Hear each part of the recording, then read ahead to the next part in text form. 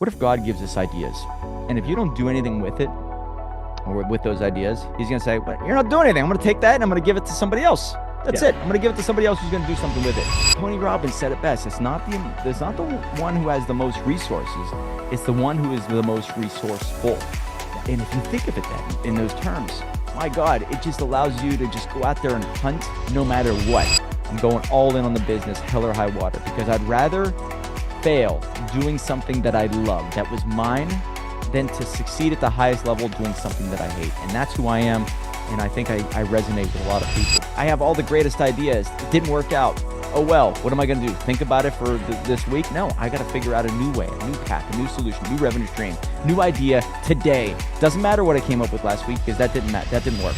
Welcome back to the Hustle and Grind podcast, the show where we dig into why entrepreneurs trade comfort for conviction. This isn't about vanity metrics or overnight success. It's about the stories behind building a reputation that actually matters. I'm your host, Andrew, keynote architect, platform builder, and fellow founder in the trenches. Today, I'm sitting down with Mike Fallat, the founder of Dream Starters Publishing, the go-to resource for entrepreneurs who want to turn their story into a legacy. Mike's helped hundreds of business owners write, publish, and leverage their books to build real authority, attract the right clients, and scale their impact. He's also the force behind the Lead Marketing CRM, helping service-based businesses get smart about lead generation. If you've ever thought about writing a book or building a brand that lasts, this one's for you. Let's get into it. So, Mike, I'm so happy to have you on the podcast today. Thank you so much for being here. I appreciate it a lot, man. Yeah, thrilled to be here, Andrew. Really appreciate you invite me on. Let's talk about entrepreneurship, the journey that never ends. Absolutely. The gift that keeps on giving. Yeah. It's a spiritual adventure. I think that's the best way to put it, man. I think that's very accurate because if you come in, there is a transformation that happens when you're an entrepreneur that I think is really critical that a lot of people have difficulty with. It's hard. We're doing something that maybe 96% of people won't do. Or just, we have this, I was joking with a good friend of mine the other day going that our base level stress line is most people's panic. It's just Yeah, you're right. Yeah, And and I don't know if you could explain it to a non-entrepreneur. I was all right. So I was going dirt bike riding with a guy who I ride dirt bikes with, and he's a union guy, right? And there's nothing wrong with you. My dad was a union guy.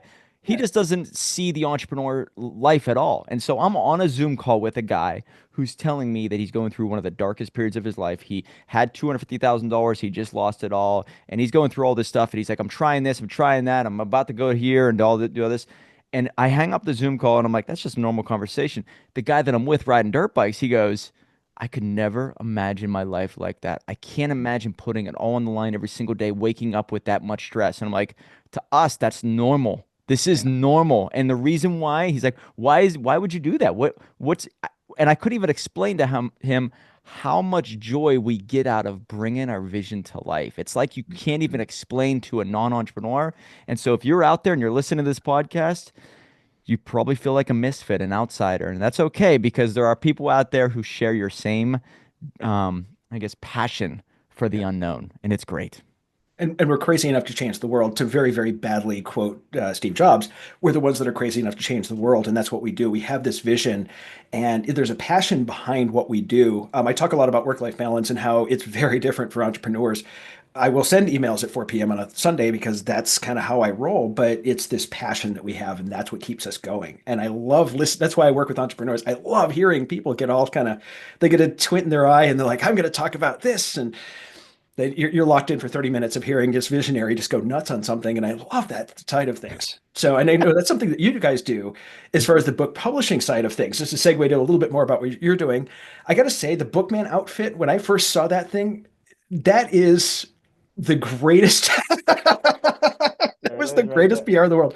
Explain your Bookman outfit. Yeah. If anybody's watching this via video, the Bookman outfit is right behind me here. And I'm telling you, what kid, doesn't grow up saying, I want to be a superhero someday, right? Well, what I realized after publishing so many books is that, you're documenting your life. But when you document your life in the right manner, you are the hero of your own story, right? You are on the hero's journey. And so if I can help people understand that, I can give them, I guess, maybe a sense of maybe it's the realization that you hold the pen at all times. And so, how did the Bookman costume come to be? It is Uh, such a unique, eh, I guess, journey just for that. Do we have enough time to get into that? I mean, oh yeah, absolutely. Let's do so I'm gonna move this because I don't like seeing that white line there. Anyways, um, okay, so I'm a marketer at heart, and I that. realized that what made my book business successful in the beginning is that I was over the top as a marketer. Maybe we put out great books, and I was able to, communicate with people, but marketing is the secret sauce. So I just love being over the top with things, and I went out and I was like, you know what? I had a really great year. Let me put together. Let me buy my dream car. My dream car is a Dodge Viper, and I always wanted a convertible Dodge Viper, a black one. And Mm. I was going to be a green one or a black one. So I found a black one. And I'm like, man, yeah, okay. So I've been talking to all these real estate guys. How do you buy an exotic car? Well, you take your $100,000 or whatever, you buy self storage or whatever. You take that income from the self storage and then you put it towards a car payment. You don't put your money right into a car because that's not using your money to make you money. So why don't I buy an asset that pays down my car payment? Great. I'll go buy a self storage unit. Talk to a guy. I'm going to buy the self storage unit. Okay, now I need to go to one of the lenders for exotic cars, and there was Woodside Credit, whatever. So I go out of Woodside Credit. I'm like, hey, I'm out of. I have no debt. I have enough in the bank to pay for this twice. I think I have a great credit score, which was like 700 and some or whatever. And I'm like, I think I'm good. So there should be no issue, right? Uh-huh. I got a business, multiple revenue streams. Everything is looking gravy. Well, they come back to me and they say, well, it looks like in 2020, you missed a couple of house payments because I had a house. It was a 4 unit building that I was selling, and it was 2020, scariest time of my life. I almost lost it all. So I had to get really creative. I basically put my house on the market, and for 4 months, while I did that, I didn't pay any. Didn't pay any mortgage, Mhm. just to make sure I had enough to pay my team. And I was like, you know what? I'm going to sell this anyway. And there was that moratorium, so they weren't going to take my house anyways. I'll put it on the market, not pay my mortgage, and no issues. I'll sell it. I sold it at the end of 2020, and I made good money. I paid it all off, and everything was good to go. Well, they come back to me and say, look, you missed a couple payments here. That is a credit risk. We are not going to give you the money. I'm like, what are you talking about? How Oh, is this possible? Everything is in line except for that. So I got really creative and I say, you know what? I'm going to make this a business expense. How do I make this Dodge Viper a part of my brand so I can reap the rewards of me promoting this car everywhere I go as much as possible so I can make more money to stick it in their damn face, right? of I, course. I sit, I'm like, all right, what does that Viper look like? You know what? Why don't that Viper looks like sort of like the Batmobile. Oh, you know what? What if it's not the Batmobile? What if it's the Bookmobile? Okay, what if okay, now I'm onto something. I got the Dodge Viper. I'm gonna buy the Dodge Viper. I'll pay cash for it. I'll call it the Bookmobile. If you have a Bookmobile, what do you need? You need a suit. I need a suit. So I reached out to a guy who actually does props for movies out in California. I found him on one of the what is it? Not Fiverr, but not Upwork, but the Etsy. Guru. I found him on Etsy? Etsy. Etsy? Really? Yeah, and I said, "Hey, you do movie props, you do movie outfits for really high tech like Batman outfits. Can you do one for me? How much would that be?" And that thing was like $2,500. I'm like, "Well, I need the best of the best, right? So Uh, let's get it." So I had a mold done of my body. I duct taped myself up, got a mold of myself, sent it out to him. He built this outfit specifically for me, mailed it out to me. It's been unbelievable. And I was the bookman running around in my bookmobile, creating all kinds of havoc in Pittsburgh, Pennsylvania. And it has been amazing. So the only reason why it became the bookmobile and I have the bookman suit and created the bookman comic is mhm. because I got turned down for a loan on my car. So when life gives you lemons, Lemons. you make lemonade, guys, and that's the life of the entrepreneur. You just become more resourceful than the next, and that's how you win this game. And this is one of the reasons why I love entrepreneurs. It's sort of I reject your reality, I substitute my own, and now we're going to go do something else. That's it. All right. This is what you're giving me, life. Okay, I'm gonna make the most of what you just gave me, and that's it. And Tony Robbins said it best. It's not the one who has the most resources. It's the one who is the most resourceful. Yeah. And if you think of it that in those terms, my God, it just allows you to just go out there and hunt no matter what, whether it's the season of the storm or there's sun out. It's up to you to be as resourceful as possible. And Yeah. I think I get that from my dad. My dad was extremely resourceful. I look back on growing up, and he was a Mr. Fix It. I'm not a Mr. Fix It guy. I'm more of like a marketer business guy. He was that guy that was like, you know what? Don't take it to a shop. I'll fix it. Mhm. And you know what? I got an idea for that. Let me figure out how to do this. He's catching mice right now. He's all excited about how he's catching mice. He shows me his new mousetrap that he created. All right, because he doesn't like killing mice. He got this box. He has magnets involved. He's just so resourceful, and I think I get it from him. Yeah. Well, and I think so. We are a type of Mr. Fix It, though. We fix things in a different way. It's not like go and fix that squeaky cabinet. It's fix a situation like what you're talking about, where I couldn't get bank financing for this car. So now I'm going to fix that situation and I'm going to find another way to do this. And so I think it's a completely different, it's a different skill set, but it's still a Mr. Fix It. And Yeah, then all of I us we're guess it looking is for a different way of looking at it. You're fit. Us entrepreneurs, we only yeah. get paid if we solve other people's problems, right? No, exactly. And we're amazing problem solvers. Like when things go wrong, I have a friend of mine who's Kelly, who he tells a story about his mom. His mom never swore. That's like not her thing, but only once.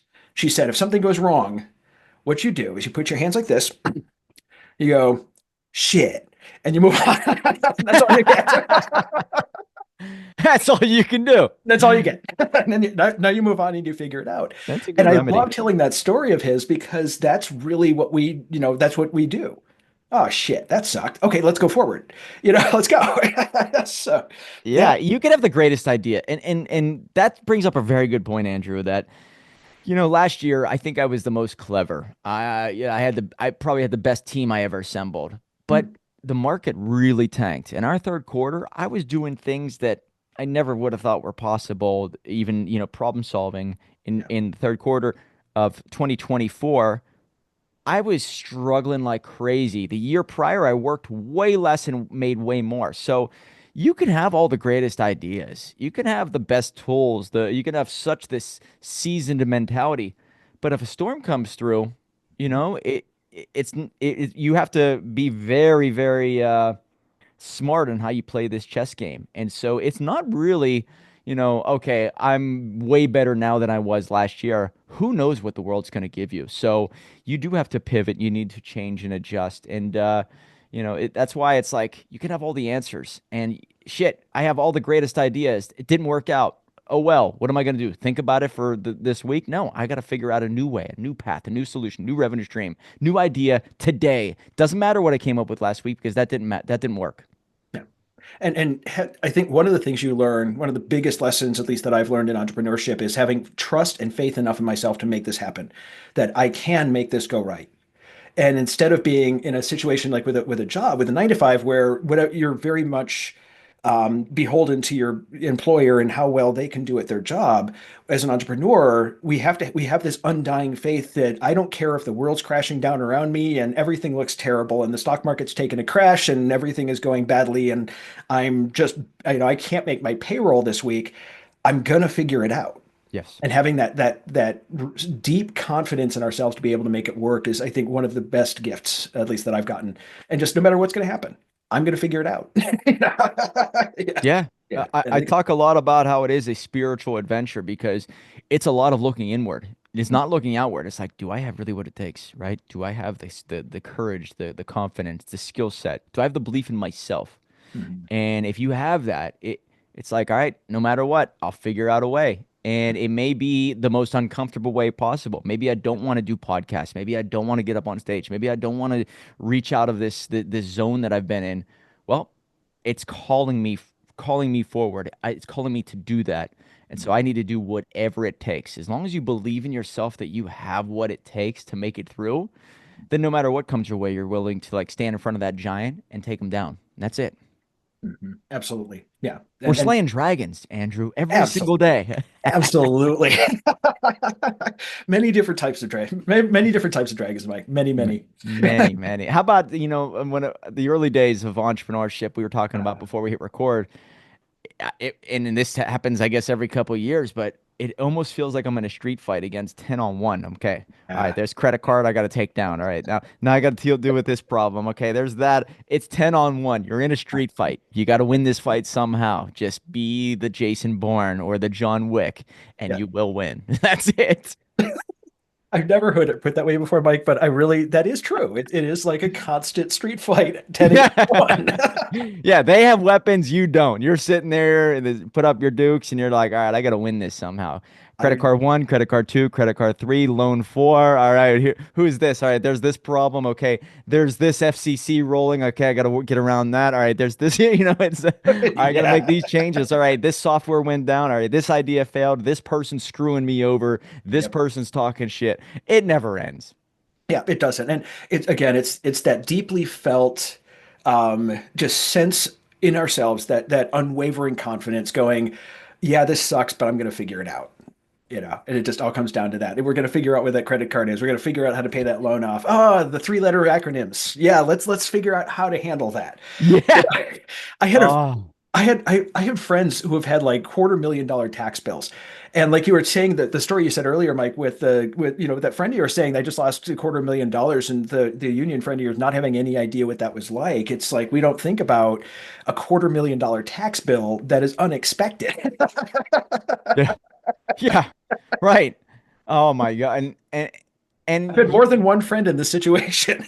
and you know what's funny is that like when you're around other entrepreneurs, that can creep up on you. Yeah. If you start doing really well and you don't have the right things in place, you don't have the right accountant, it could Yeah. happen really fast. And from the Mhm. outside looking in, you're like, that will never happen to me. And by the way, you could be a great entrepreneur. You're focused on revenue. You're focused on teams. You're focused on leadership. You're focused on, clients and solutions and doing all the things right. And then you basically have your bookkeeper, and then you're like, all right, as long as I have money in the bank, it could get out of control really fast. So Yes. it's one of those things where if you're a great revenue producer, you Mhm. might not be caring about that stuff. But that is like where you have to, that's why I really envy people like Elon Musk. How do you keep everything on track? And maybe he's making mistakes and whatnot, but they're so minute as compared to the bigger picture. My God, I really envy people who can do multiple businesses at such a high level and not lose their mind. That's Yeah. that's ins- that's that's impressive. It really is because keeping that many details, that many different things. Tim Cook does it really well as well. Keeping so many different, just so many balls going at once, going right along. It's I think we do it as entrepreneurs. Just it's our thing. We're used to it, but it is difficult at times. And having that team around you is a big thing. And I think that's part of it as well. Is just that Elon has a lot of implementers around him. He comes up with the vision. The implementers are the one to keep it going. And I think it's just learning how to do that. Learning that balance is difficult. He's probably, I will guarantee, I won't say probably, he has screwed up way more times than we see Yeah, of because that's course. the process. I think a lot of people see that success at the end going, wow, he's rich, he's made all this money, he does all these things, and they haven't seen the days when it's like, I can't even get up right now. I can't get out of bed right now because I just can't deal with it. Yeah, They have you see seen the his interview? bad. He's had Sorry? that interview, I think it was 2008, where he almost lost it all. He was actually crying on camera, having a mental breakdown simply because Tesla and SpaceX was failing.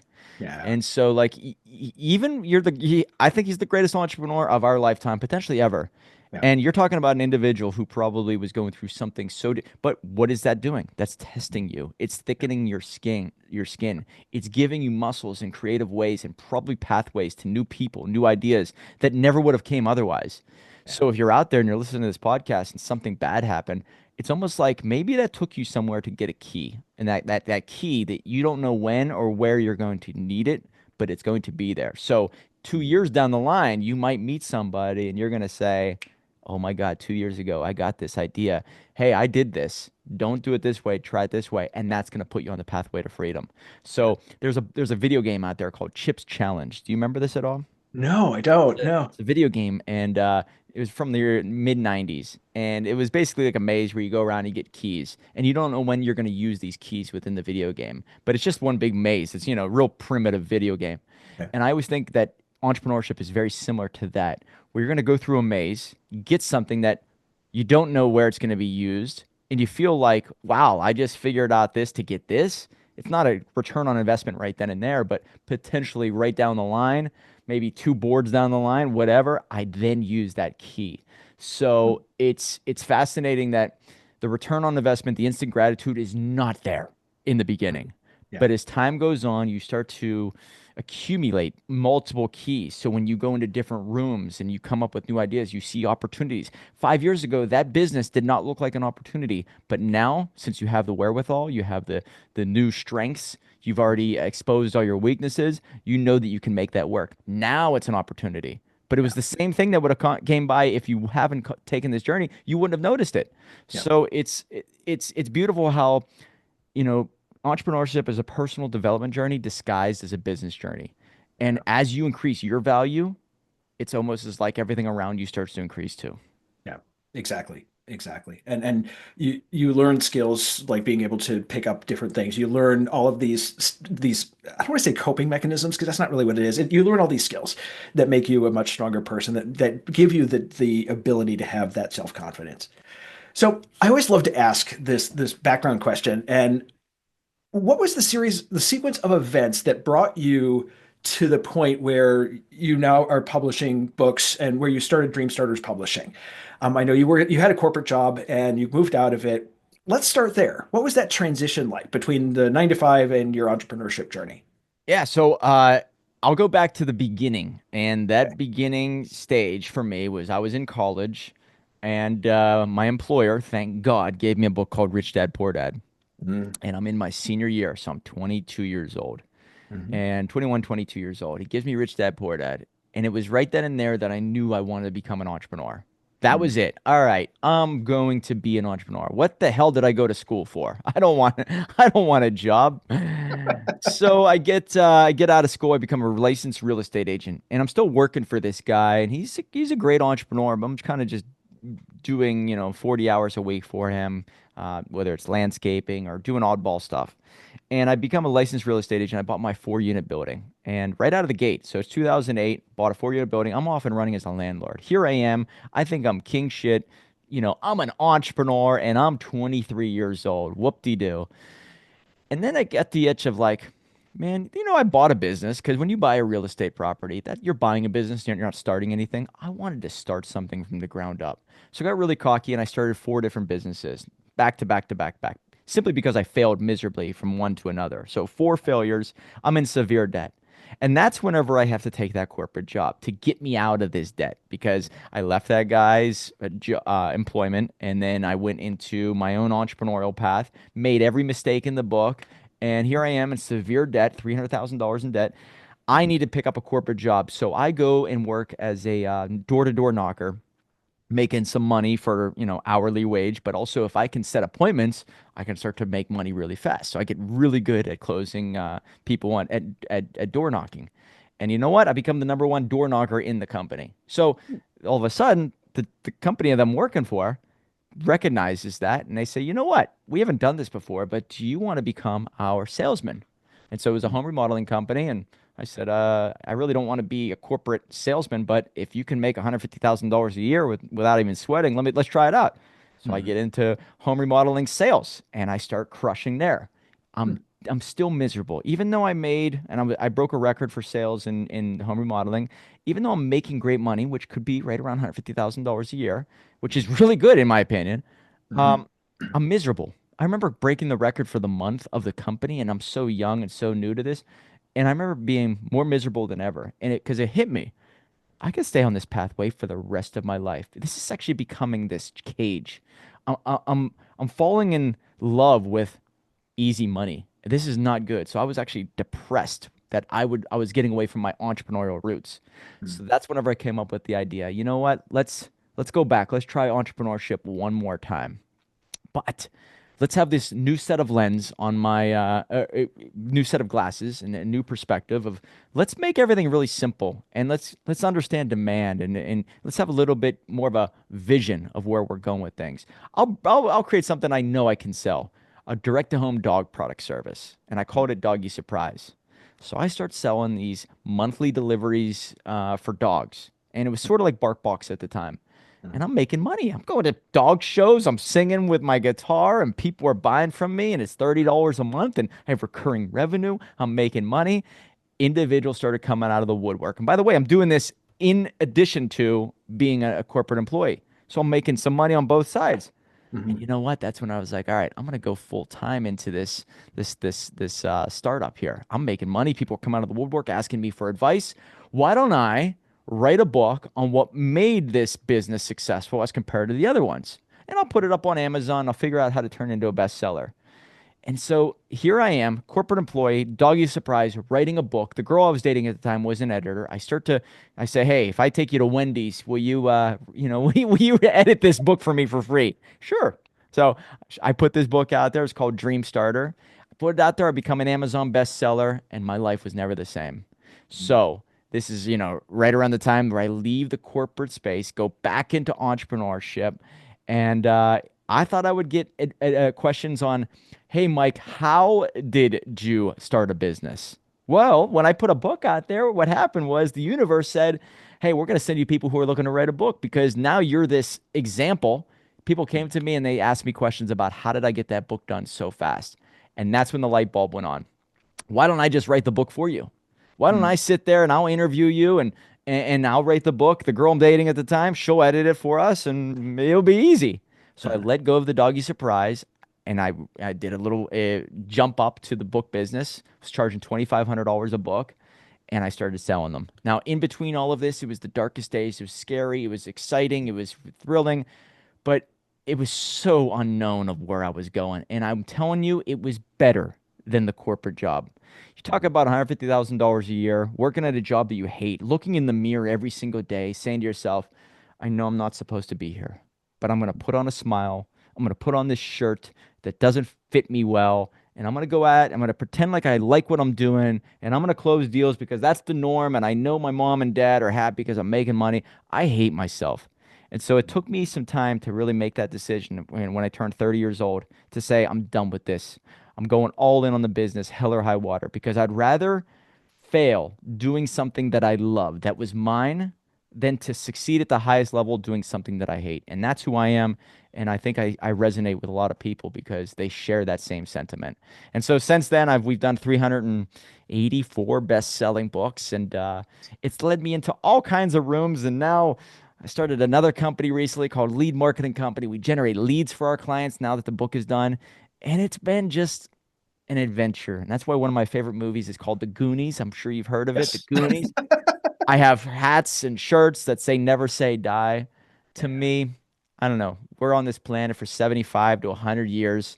I want an adventure because at the end of all this, I don't want comfort so much as I want more of an adventure. I want something that lives on and it's exciting. And if I am on my deathbed and I could say to myself, damn, that was a wild ride, I don't regret one single moment of it. And I think that's a sign of a great life. I love the fact that you said that. I have a running joke with my mom. A lot of the stuff that I do with that I do scares the hell out of my mom. She somewhat fear based. So, I started snowboarding and because I just That'll really scare a love mom. Yeah. I love making sure that she gets her cardio in every day, especially during the winter. But we were talking one day about this, and she's like, "Why would you do that?" And she asks this a lot because I'm an entrepreneur, and we sort of reject people's realities, and we go on from there. And so I told her, I'm like, "Look, there's two things I can live. There's two ways this was going to go down. I'm going to live with the regret of never having done it." Or I'm going to end up in the hospital in full body traction going, damn, I got a good story for you. So the two ways this is going to go down. I'd rather that second way because, you only get one shot at this life. You don't have redos. You don't really, you get one shot at this. Go do the cool stuff.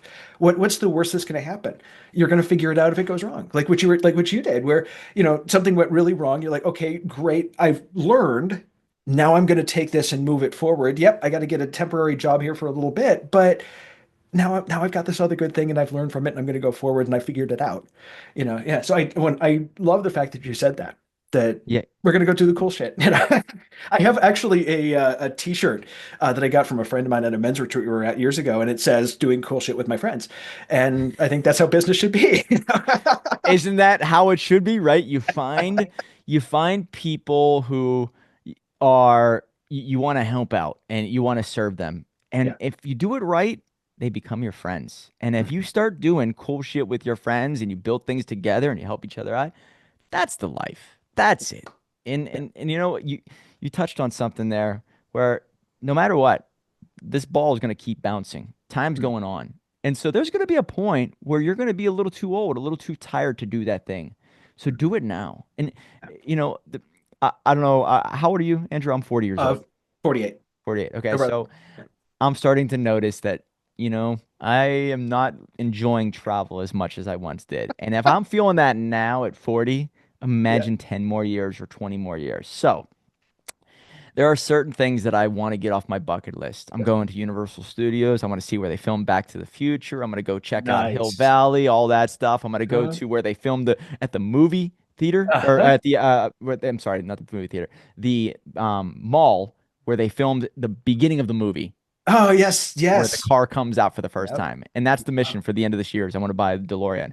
Anyways, I looked into it. That mall was just purchased by another company, and they're going to tear it down this year sometime. So Oh. it's always been on my bucket list to go there. If Uh-huh. I say, you know what, let me wait another year or two, it's gone. That Uh-huh. opportunity is gone. Not only will I not be able to see where they filmed it, but I probably won't even feel like going out to California to do the traveling around in a car, right? So Yes. all of these feelings that you have, if you don't act on them, whether it's that starting that business or trying that out or putting the chips in the middle, let's see where this goes. It's going to pass you by. And it's the great analogy of like, do we have ideas or do ideas have us? And I've always thought about this. This is crazy to put. I don't know how spiritual you are as a Yeah. person, but what if God gives us ideas? And if you Yeah. don't do anything with it, or with those ideas, he's going to say, well, you're not doing anything. I'm going to take that and I'm going to give it to somebody else. That's Yeah. it. I'm going to give it to somebody else who's going to do something with it. And I Yeah. think about, if we're born in the likeness and image of God, okay, you have team members, 5 team Mm. members. You give this idea of like, this is a great business idea. Let me give it to that one team member. And Mhm. they don't do anything. They don't do the webinars. They don't put things together. They don't do. What are you going to do? You're not doing anything with it. I'm going to take it off. I'm going to give you the responsibility to somebody else so they can make the money. Yeah. If that's how it works, what if all these ideas that you have been given will eventually dissipate and go somewhere else? Now, act on that business, act on that idea because you only have so much time and there's only a short window. And Yeah. I fear not failure. I Mm. fear that I don't ever get to it, right? I fear running out of time. And I think you can use fear as fuel if you do it the right way. We're more motivated by fear. So I think it's great to be afraid of things. You just got to be afraid of the right things. Yeah. And channel that energy in a productive manner. Instead of just being feared and stopping, it's being scared and saying, I'm not letting this happen and taking control of the situation and then going forward from there. That Damn action. right. Damn Fear. right. Like the pretty girl at the bar. Uh-huh. Do I fear the rejection or do Yeah. I fear knowing when I go home at night that I didn't have the courage to go up and ask her out? Like that to me, it's the same picture, Yeah. same thing. All right, I'm gonna go get rejected. And I'm gonna say that's more of a win than sitting there in the corner and not asking her out. That's the way I look at it. Yeah. Because the repercussions of not having asked are going to be worse than the rejection. It's a Yeah, cost benefit that's a analysis. habit that you Yeah. form that you're going to live with for the rest of your life.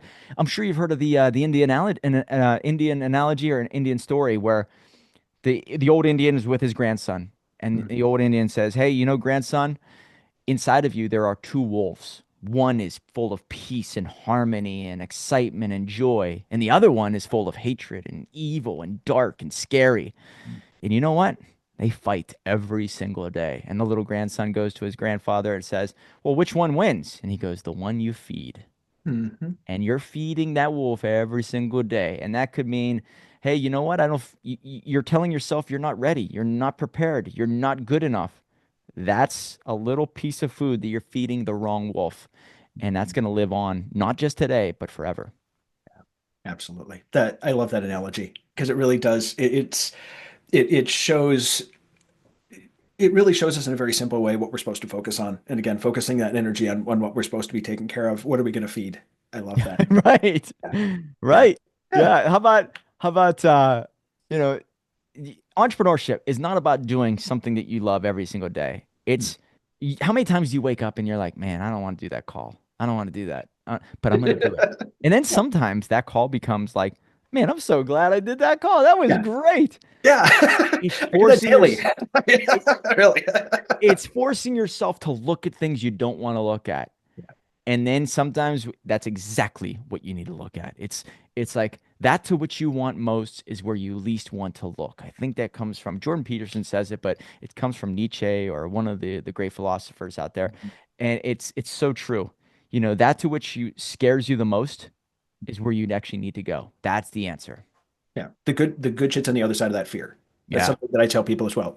You're not gonna. The only way out is through, unless you push through that fear and you say, you know what, I'm not sure how this is going to work out. I'm not sure if this is going to actually work at all. I'm not sure if this is going to be the biggest, I don't want to say mistake, learning experience in my life.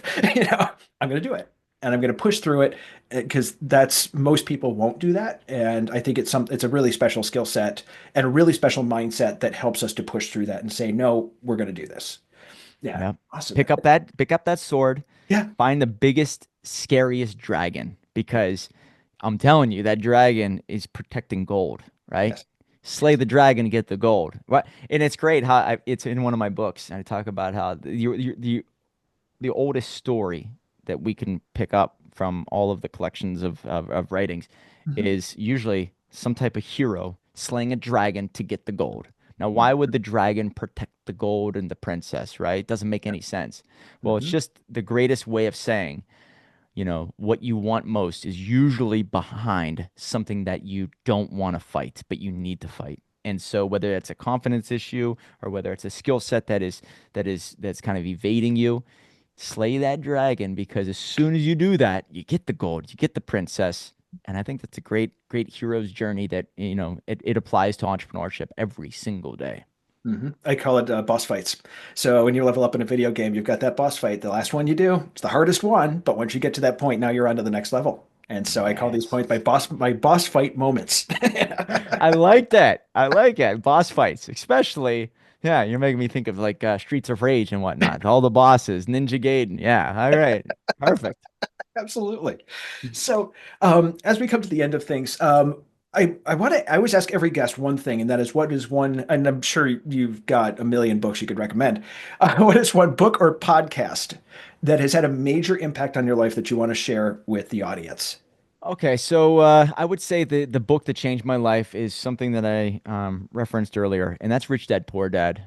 Rich Dad Poor Dad is behind me at all times back there, simply because I would not be here without it. So if you're out there and you're thinking about becoming an entrepreneur or you are one, it's like it's the go-to manual. It teaches you about obviously the cash flow quadrant, Hmm. employee to self-employed business owner to business owner to investor. You understand that, it starts to show you, oh, I need to get on the right side of the tracks. I need to become a business owner. How do I do that? Well, I look at assets a different way. I look at appreciation a different way. It's not just real estate, it's business ownership. So that's the book. And I've interviewed hundreds of entrepreneurs. It is amazing how many people have said Rich Dad, Poor Dad, and Think and Grow Rich. So those Yeah, are two staples. yeah, I will put up another one there, yeah. and it's a very close second, Outwitting the Devil. Oh, that's such a good book. I Yeah. love it, and I listen to it on audiobook every Yes. year, every 2 years. Yes. I love that book. It just reminds me of what stands in front of me every single day. So it's more of a mental education than it is about like how to or looking at assets and liabilities. You understand that? It's like every time you have a negative thought, it's the devil trying to keep you stuck. Fight Hmm. back, fight back. So Outwitting the Devil, and that is by Napoleon Hill. Yep. And you know what's funny is that Sharon Lecter is a part of both of those books. Yes, she So is. thank you, Sharon Yep. Lecter. I've reached out to Sharon Lecter. I've talked to her assistant many times. I even talked to her once. Tried to get Yep. her on my podcast. She didn't like my terms and conditions for some reason. So Sharon, if you're out there, I'd love to have you on my podcast. Absolutely. Yeah, and then podcast itself. So the guy that changed my perspective on personal development more than anyone else probably is Dr. Jordan Peterson. So Hmm. is it his podcast or more of his lectures? I would say his lectures, but I still listen to his podcast. It's a game changer. So those are the resources that I would utilize if I was out there, guys.